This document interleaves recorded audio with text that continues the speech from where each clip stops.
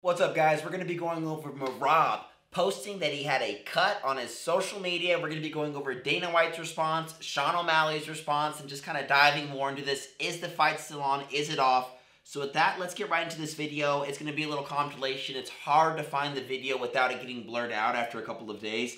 But literally, Merab posted this video, and his fight is on September 14th for UFC No Trade. Check this out.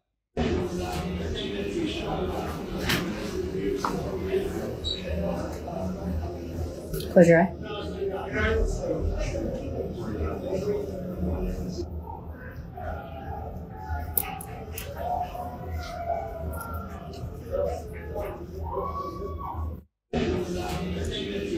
Aye. So what do y'all think about that? Posting a freaking eye injury right before the fight. This is the biggest fight of Merab's career. Possibly could be the biggest fight for the rest of his life, depending on whether he loses or wins this fight.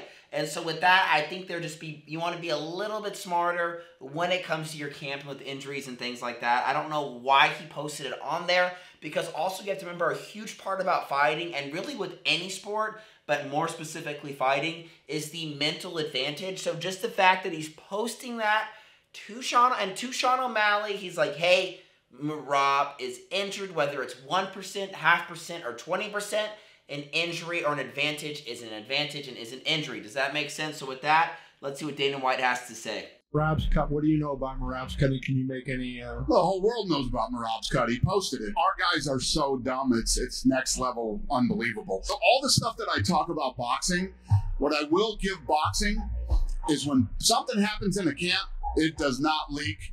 Our guys can't wait to throw it up on social media. It's a small cut. It's no big deal. Obviously, needed to be posted. Against a guy like O'Malley, who's a sharpshooter, who's a very accurate puncher, now all of a sudden there's a big target for him. And why the f did you want him to know that? It is next level stupid. It's mind-boggling.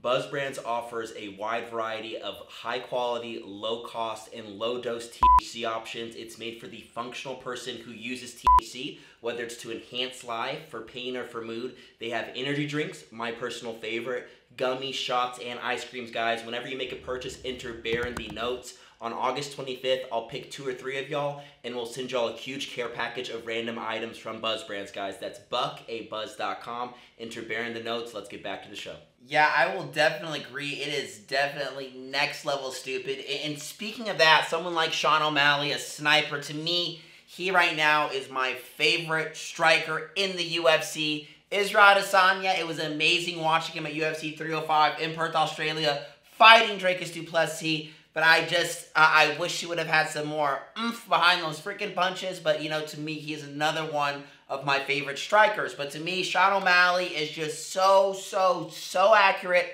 Merab gets dropped in the beginning of all his fights. Cejudo, Yan, Aldo. The thing is none of them are as snappy or as elusive as Sean O'Malley. So if you're not into fighting snappy, Sean O'Malley's going to catch you at the end of the punch, the hardest part of the punch, and then also too elusive. He does these beautiful feints, beautiful footwork, so you're not going to see what's coming.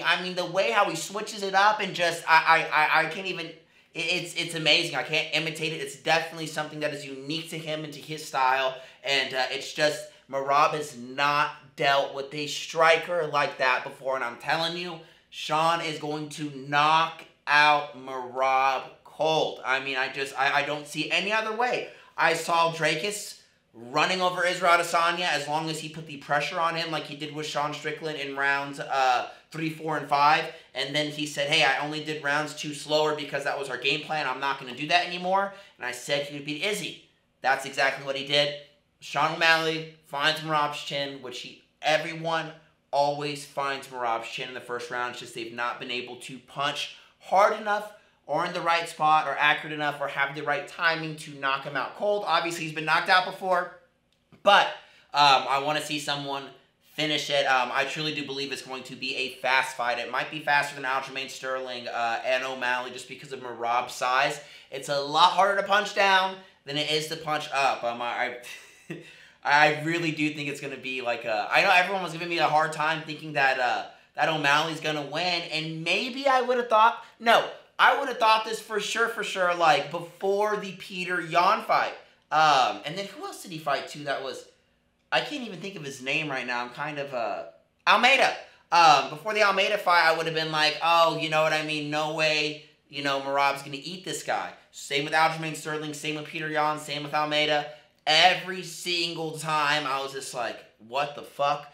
Blown away every single time. The only thing that really surprised me was like Yan, man, his striking. I loved just how he wanted to stand in there and exchange with Sean O'Malley.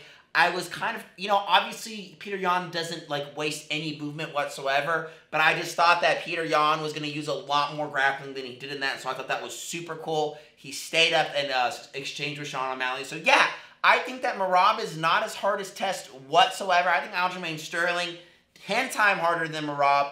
Also, Aljamain Sterling, even though he's been knocked out, that's the one loss he has. Aljamain Sterling, I believe, has better wrestling. He's bigger, he's goofier, he's more unorthodox, so he's going to be a harder person to find his chin. But with that, let's go on Merab's response to Dana White, calling him a fucking idiot and fucking stupid, and let's see how you feel about when the CEO of your company tells you that. Back at Dana White's comments by posting a video on social media after Dana White's press conference, addressing his cut and all the talk surrounding it. Here's what Merab had to say. Yo guys, September 14, I'm coming. Sean O'Malley, you are in big trouble, my friend. Stop talking too much, bro. You know I'm dangerous. You know what's gonna happen. You already know. I want to tell all these people everything is good. This is my third training session today. I got a little cut today, but this is part of the training. This is nothing. I'm here with my team, training every day. Like I said, this is my third time training session today. I'm here. I'm coming. I'm here in the gym 24/7, guys. And working. You think this little cut's gonna stop me? I don't understand. I guess you guys are weak and you guys are making excuse. Whoever talking too much. Top comments. He literally has stitches on his eye as he's making that, and it is the 23rd. September 14th is the fight. I mean, it's just wild to me. Why would you post that? And it's so funny because, like, in boxing camp, remember Ryan Garcia, like, oh, you know, crying about Tank Davis, someone in Tank Davis's camp went in and paid someone in Ryan Garcia's camp to give Davis's camp some information that his rib was hurt, and supposedly, quote unquote, that's why he went for the rib, and I don't think that's why he won the fight. I think it might have been why he won it faster, but I think at the end of the day, with that information or not, Tank Davis would have found Ryan Garcia's body just because of the height difference, and that's what Tank does. He would have torn it up anyways. I don't know if he would have done it as fast. That is just my thoughts on that. So yeah, he's all like, you know, telling Dana White, no big deal, y'all are babies, but Merab, like, you gotta use your head, man. And for me, one thing that worries me about Merab, I used to think he was like this. Same with Aljamain Sterling, like these super good, awesome guys, you know, maybe, you know, religious, but like, I'm not saying they have to do my religion, but I'm saying like in their own retrospect, whatever it is, they're committed to something, they're just good people and stuff, and it's kind of weird. After this O'Malley fight, Aljamain Sterling's talking so much more like it's on site, we're on the streets, all this stuff, like he's some like badass guy who's gonna knock you out. And then Merab is talking all this too, and then also he's like jumping into the stand, assaulting, you know, hecklers and things like that. It's just weird to me. Use your head more, Merab. Also, too, man, you used to play the really good guy. Remember the whole Georgia, Romania, Russian thing? You know, Ukraine, Russian thing that you were all playing on and fighting for the people. Go back to that. Quit beating up fans. Quit whining to Sean O'Malley about his coach. Oh, my God, they talked about your nose. You're about to fight. Why don't you fight? You know what I mean? Just wait for it and get it done there. Settle the talking there. But it's so funny. He got so mad at Tim talking about his nose, but it's like, instead of going up to him and saying everything and being about what he says he's about, which is, you know, it's on site, I'm going to beat your coach's ass, he goes and tells O'Malley, I don't like what your coach is saying instead. And O'Malley's like, go tell him, dude, he'll fucking kill you. You know, there's weight classes for a reason. And so it's just, I don't know. It's just really weird how Merab is just trying to act like this. I don't know, man. I don't like the way he's moving. I think he can move better, especially in this pivotal moment in his career. Remember, he's about to fight, arguably, I'm not talking about pay-per-view sales, because pay-per-view sales are a lot different now. You know, it's like, who knows the amount, how much more people stream versus what they did back in the day. But in terms of eyes, social media rankings, and all that, arguably fighting one of the biggest, if not the biggest, active star in the UFC right now. It's going to bolster his career, make the right moves. You don't want people looking at Merab and he's grabbing dude's hairs. He's posting his cut 14 days out before his fight. Now there's rumors saying that Merab's going to drop out. And now, obviously, they're always going to have that because whenever you have that cut and it heals that scar tissue, the skin's going to be thinner and not as strong. Now it's going to be easier to pop, cut open, especially from a sniper like Sean O'Malley. And what happens when you have a cut that's bleeding profusely, you can't do anything about it, it goes in your eye? What happens sometimes? Think the BMF fight. They call the fight, sometimes over an eye cut, and it is so dumb, but that is the risk he is taking, and especially putting it out there. He should have kept it to himself, done his thing, healed it, and gone into the fight. That's my 2 cents, guys. Thought this was an entertaining video. If you did, give me a like, give me a subscribe. Go through all my old videos, run them up. YouTube has not been giving me a lot of views since I posted on a main Khalif like 2 or 3 weeks ago and missed a Monday. Algorithm gods are mad at me, but it's a great catalog. Love y'all for all the support. I'm out. Peace.